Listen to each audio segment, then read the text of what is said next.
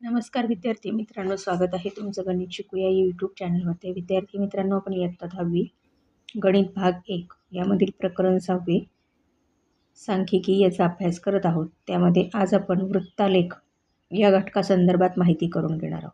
चला तर मग आता आजच्या व्हिडिओला आपण सुरुवात करूयात. आता इथे त्यांनी जरा आठवू यामध्ये आपल्याला काय सांगितलं आहे बघा.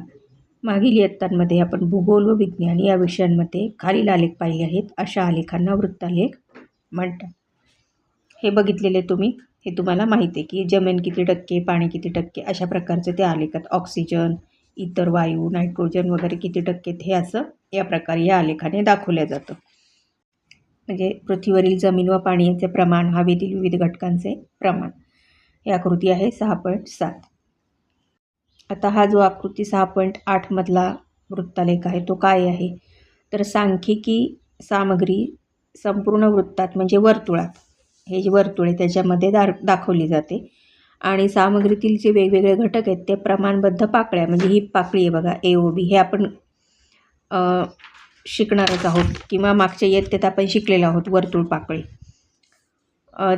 हे प्रमाणबद्ध वर्तुळ पाकळ्यांनी दाखवलेले असते. मग आकृतीमध्ये वर्तुळ केंद्र O असलेल्या वर्तुळाच्या OA आणि OB काय आहेत, त्रिज्या आहेत. म्हणून कोन AOB काय होतो, हा केंद्रीय कोन तयार होतो. आणि O-AXB हा छायांकित भाग म्हणजे वर्तुळ पाकळी आहे. हे तुम्हाला माहिती आहे, आपण शिकलेलो आहे ते.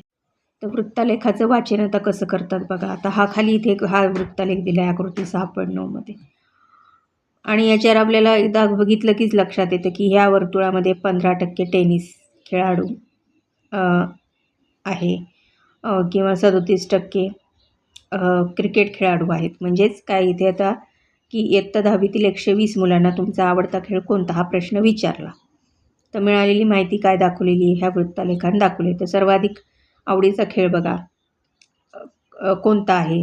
त्यानंतर किती टक्के मुलांना खो खो आवडतं तर ते 13% मुलांना आवडतं. कबड्डी किती टक्क्यांना, 10%. अशा प्रकारे इथे आपल्याला ती प्रश्नांची उत्तरं मिळतात. इथे हे दुसरा एक वृत्तालेख आहे आकृती 6.10 मध्ये. तर याच्यामध्ये काय आहे तर एका शाळेच्या वार्षिक अर्थनियोजनाचा हा वृत्तालेख आहे आणि त्यावरून आपल्याला काय समजतं तर 45% रक्कम ही शैक्षणिक साहित्यासाठी त्यांनी राखून ठेवलेली आहे. 35% रक्कम साहित्यासाठी दर्शवली आहे. 10% स्वच्छतेसाठी, 10% पर्यावरण रक्षणासाठी. याच्यावरून पण आपल्याला बघितलं की ही सगळी माहिती मिळेल. अनेक वेळा वृत्तालेखाद्वारे दिलेली माहिती जी आहे ती विविध वृत्तपत्रातून आपण बघतो, जसे वार्षिक अंदाजपत्रक, ऑलिम्पिक स्पर्धांमागील विविध देशांची कामगिरी, देशाचा पैसा कसा येतो आणि कसा जातो इत्यादी. त्यासाठी आपण माहिती कशी शोधायची हे उदाहरण समजून घेऊ. बघा आता हे उदाहरण दिलेले आहे त्यांनी, ते काय आहे तर एका सर्वेक्षणात मिळालेली कार्यकुशल व्यक्तींची वर्गवारी खालील वृत्तरेखात दाखवली आहे. जर उत्पादन क्षेत्रात कार्यरत असलेल्या व्यक्ती 4500 असतील तर पुढील प्रश्नांची उत्तरे लिहा. आता ही प्रश्न दिली आहेत त्यांनी. इथं त्यांनी 36° 90° वगैरे असे सगळे इथे त्याचं विभागणी केलेली आणि त्यावर आधारित प्रश्न विचारलेले आहेत. आणि कोणत्या कोणत्या क्षेत्रात आहेत ते पण दिले, म्हणजे जसं कृषी, उत्पादन, बांधकाम, हॉटेल. इथे बघा हे उदाहरण एक आपण इथे समजून घेऊ की समजा सर्व क्षेत्रातील एकूण कार्यकुशल व्यक्तींची संख्या X आहे, म्हणजे पूर्ण वर्तुळातली. म्हणून X व्यक्तींसाठी केंद्रीय कोन किती असणार आहे, 360, कारण वर्तुळाचं माप असतं 360. म्हणून उत्पादन क्षेत्रातील कार्यकुशल व्यक्तींसाठीचा केंद्रीय कोन बरोबर उत्पादन क्षेत्रातील व्यक्ती एकूण भागिले एकूण व्यक्ती गुणिले 360. हे असं आपण इथे उत्तर सोडवल्यावरती आपल्याला उत्तर येतं 18,000. अशा प्रकारे ही बाकीची पण उदाहरणे इथे बघा त्यांनी काय सांगितले, लक्षात ठेवूया. काय लक्षात ठेवायचे तर सामग्रीतील प्रत्येक घटक त्याच्याशी निगडित वर्तुळ पाकळी दाखवलेला असतो.